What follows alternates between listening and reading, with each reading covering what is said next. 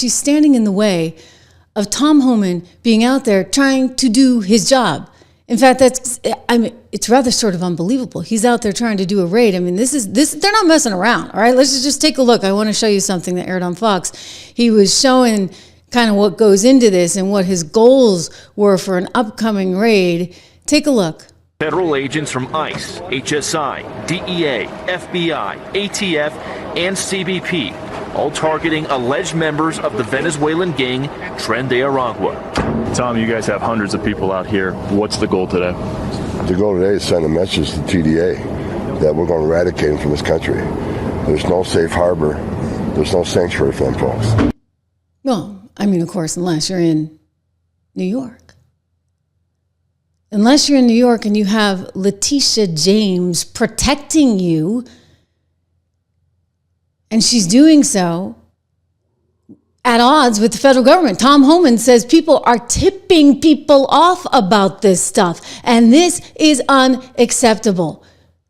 Here he is, just a short time ago, appearing on Fox and saying, listen, you know what, you're going to get hauled off in handcuffs yourself.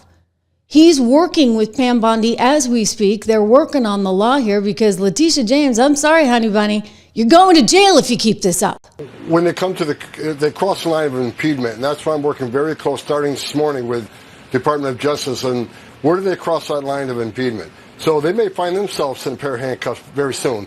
So working with DOJ on that, get some legal guidance on that. I'm not an attorney. I know what SecOps is about. I know what crossing that line is, but getting DOJ back up on that. So it's something we're looking at right now, Harris. We're not going to tolerate it anymore. This is not a game. When we show up these sites, this is a dangerous job for the men and women of ICE and Border Patrol and all the DOJ agencies. To have that type of interference puts our officers at great risk. Not only the officers, it puts the aliens at great risk because anything can happen when we take our eyes off the goal here. So we're addressing that immediately today. I'm addressing OPSEC today, operational security, how these leaks are happening. We've already identified how this operation got leaked. I'll deal with that today. So, it got leaked. So he's out there in Aurora, Colorado, trying to make sure that we get some of the worst criminals off the streets. ICE says we have 650,000 known criminals that are here illegally in the country, 50,000 of whom have criminal charges for homicide, and then you get another 20,000 with sexual assault charges. And lawmakers are getting in the way of that?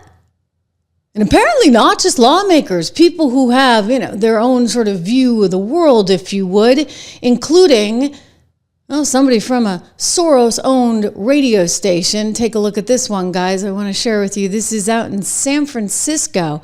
Apparently, one of the anchors in San Francisco somehow got wind of some news that there was going to be a raid.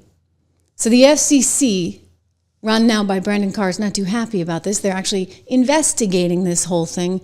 It's KCBS, and they say it's actually an investigation into Audacity's San Francisco all-news radio station, where the host divulged the details of where some ICE agents were operating in the area in late January. So during the segment, an anchor revealed that ICE agents were conducting operations in eastern portions of the Bay Area, which included details on the make, model, and colors of unmarked vehicles being used in the operation. And so Carr did an interview with Fox Digital and said, listen, I want to express my thanks and appreciation to DHS and ICE agents. These law enforcement professionals are honorably serving this country, carrying out vital missions. Their safety is paramount. The FCC will hold broadcasters accountable for complying with their public interest obligations. You see, it's a radio station. It has public interest obligations. And you know who else has a public interest obligation to at least follow the law? That would be one Letitia James. But, it's not like she's ever been so interested in enforcing the law, except against Donald Trump, in bizarre ways.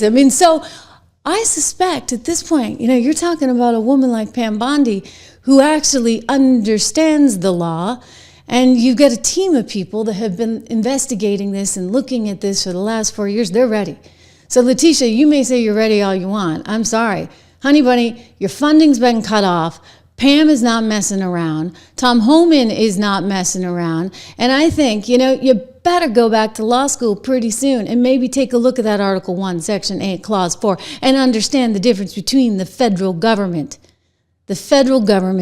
and what you got going on there in New York. I'll tell you, she's unbelievable. Not even the governor of New York is threatening what Letitia James is threatening. So think about that, you guys. All they're doing is trying to be there to face off with Donald Trump. Somehow that's going to make her a bigger politician.